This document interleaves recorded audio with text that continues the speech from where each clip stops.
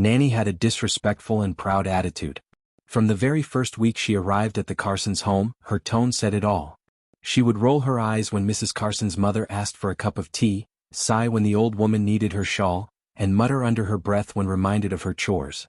"She thinks because she raised a CO she owns the world," Nanny whispered once, not realizing the security cameras in the hallway caught every word. Mrs. Carson tried to stay calm. "She's young," she told her mother. "Maybe she just needs guidance." But Nanny wasn't interested in guidance. Her eyes followed Mr. Carson, tall, successful, and from the same small town as hers. She used that connection like a key, dropping hints about their shared roots. "Funny how fate brought us both here," she once said, smiling a little too long.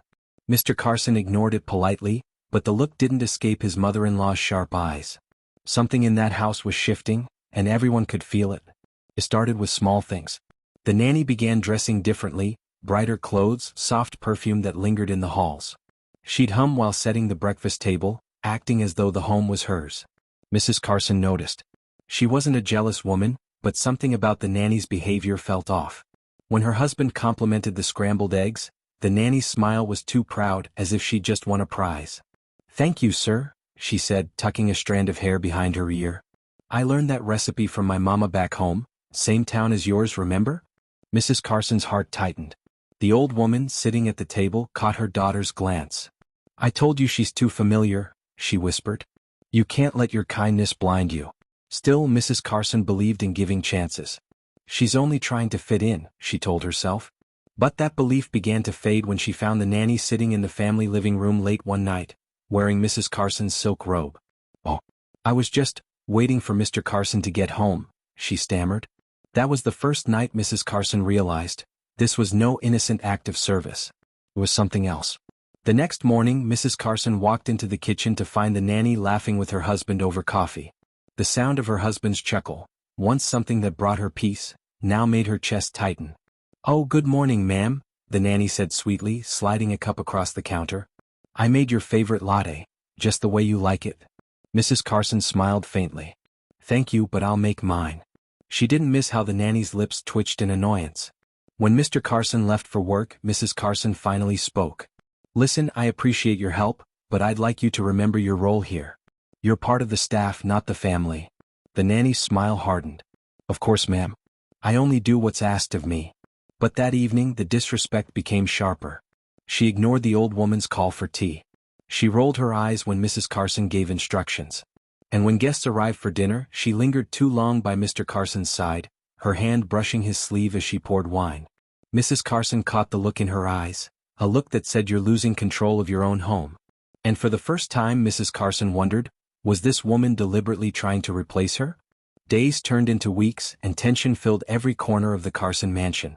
The nanny's tone grew sharper with the old woman, her steps heavier when Mrs. Carson entered her room. But in front of Mr. Carson, she was all grace and sunshine. One morning Mrs. Carson overheard her speaking on the phone in the laundry room. "I told you he likes my cooking. He even said I remind him of home," the nanny whispered. Then laughter, soft, confident, dangerous. Mrs. Carson's hand trembled as she held the doorframe. That laughter was no longer innocent. That evening she installed a small camera near the kitchen doorway, not out of paranoia but for peace of mind. The footage she saw the next day made her heart ache. The nanny, leaning against the counter, adjusted her blouse as she waited for Mr. Carson to walk in. When he did, she greeted him like a wife would, her tone tender, her body language inviting. Yet, what pained Mrs. Carson most wasn't the nanny's behavior, it was how blind her husband seemed to it all. She knew she couldn't let it go any further. But how do you fight someone who smiles while they're stabbing your trust? That evening, Mrs. Carson waited until the house was quiet. Her husband sat in his study, reading emails on his laptop.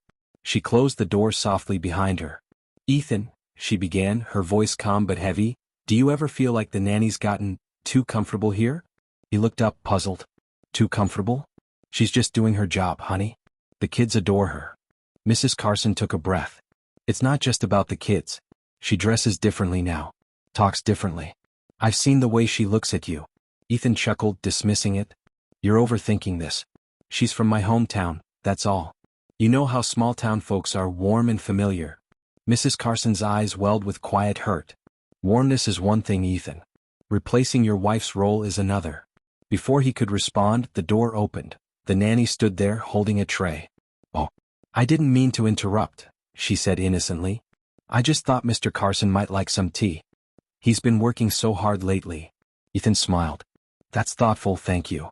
As she turned to leave, she caught Mrs. Carson's gaze and smirked, a silent message that said, "I'm winning." Mrs. Carson felt it then, the first crack in her marriage. From that night, everything shifted. The nanny began to weave her game with precision, one sweet act at a time. She'd whisper to the children, "Your mom's just tired, that's why she gets upset," when Mrs. Carson corrected her. She'd sigh dramatically when the old woman called for help, muttering, "I do everything here and still I'm never appreciated." Soon, even the house staff began to look at Mrs. Carson differently. At dinner, when the soup was too salty, the nanny gasped, "Oh, I'm so sorry. Mrs. Carson told me to add more salt. I should have known better." Ethan frowned at his wife. "You told her that?" Mrs. Carson froze. "No, I didn't." The nanny bowed her head. "It's okay, ma'am. I know you've been under stress." That false humility cut deeper than any insult. Ethan reached across the table. "Let's not argue. She's doing her best." Mrs. Carson sat in silence, her appetite gone. It wasn't about the soup.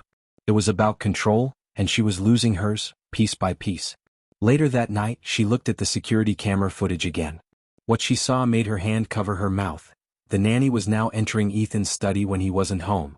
Mrs. Carson knew one thing: if she confronted the nanny without proof, she'd only look jealous. So she stayed quiet and played along. The next morning she acted distant but polite, the perfect mask. "Could you handle dinner tonight?" she asked gently. "Ethan's been tired lately. Let's make his favorite, grilled salmon." The nanny's smile widened. "Of course, ma'am. Leave everything to me." That afternoon, Mrs. Carson called the family's security technician, a trusted old friend, and asked for help. Together, they upgraded the hidden cameras to include audio. "I just want the truth," she whispered. By evening, the nanny was in full charm mode. She wore a soft dress, one that wasn't part of her uniform, and hummed as she cooked. When Ethan arrived, she rushed to the door. "Welcome home, sir. Dinner's ready." From the hallway, Mrs. Carson watched the screen on her phone. The nanny leaned close, saying softly, "You deserve someone who understands you, someone who really listens." Ethan chuckled nervously. "You're crossing a line." But she smiled, confident. "Am I? Or is she just not what you need anymore?" Mrs. Carson's heart broke. Yet she didn't cry. She finally had what she needed, the truth. The next morning dawned quietly, but Mrs. Carson was already awake. She brewed coffee, set the table, and waited. When Ethan came down, still half asleep, she said softly, "We need to talk." Before he could respond, she slid her phone across the table. "Watch this." The video played, the nanny leaning close, her voice dripping with false tenderness. "You deserve someone who understands you." Then, the footage from the study showing her going through his drawers, smiling at his framed photo. Ethan's face changed. "What is this?" Mrs. Carson's voice trembled, but she stood tall. "It's the woman you said was just doing her job." As he sat there in shock, the nanny walked in cheerful. "Good morning, sir." "Don't," he said sharply. "Don't say another word." Her smile faltered. I don't understand." Mrs. Carson interrupted. "You understand perfectly. You've crossed every line in this house." For a moment, silence hung thick in the air. Then Ethan looked at his wife, shame in his eyes. "I should have trusted you." The nanny's face twisted, the calm mask breaking. "You'll regret this," she hissed before storming out. But Mrs. Carson didn't flinch. For the first time in weeks, peace settled in her chest. 2 days after she was dismissed, the nanny returned, not through the front door but through the gate where the delivery men entered. Mrs. Carson was in the garden when she saw her. "Why are you here?" she asked calmly. The nanny's eyes were red, her tone pleading. "Please, ma'am. I didn't mean for things to go that far. I was just lonely. I thought he cared." Mrs. Carson crossed her arms. "You thought wrong. What you did wasn't about loneliness, it was about pride and deceit." Tears streaked down the nanny's cheeks, but her next words revealed her true motive. "If you show that video to anyone, I'll tell people your husband flirted with me first. No one will know who's telling the truth." Mrs. Carson's voice didn't rise. "You won't need to tell anyone anything. The police already have the footage. It's called harassment when you invade someone's private space." The nanny froze. "You called the police?" "Yes," Mrs. Carson said softly. "You crossed into my home, my peace, and my marriage. This isn't revenge, it's accountability. As the officers arrived, the nanny's face fell. For the first time, she realized the quiet woman she'd underestimated was far stronger than she'd ever imagined. Weeks later, the Carson home felt alive again. Laughter returned to the breakfast table, the children played freely, and the air that once carried tension now carried peace. Mrs. Carson stood by the window one morning, watching sunlight dance across the yard. For the first time in months she felt safe, not just in her home but in her heart. Ethan approached quietly, wrapping an arm around her. "I don't deserve your forgiveness," he said softly. She turned to him with calm eyes.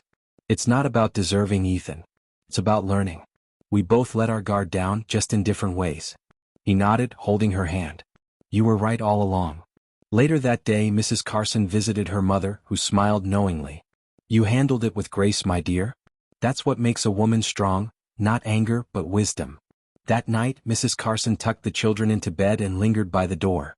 The home was quiet, peaceful again. She whispered to herself, "Respect is earned, trust is built, but both can be destroyed by pride." As she turned off the lights, the house stood as it once was, a place of love restored through truth, courage, and forgiveness.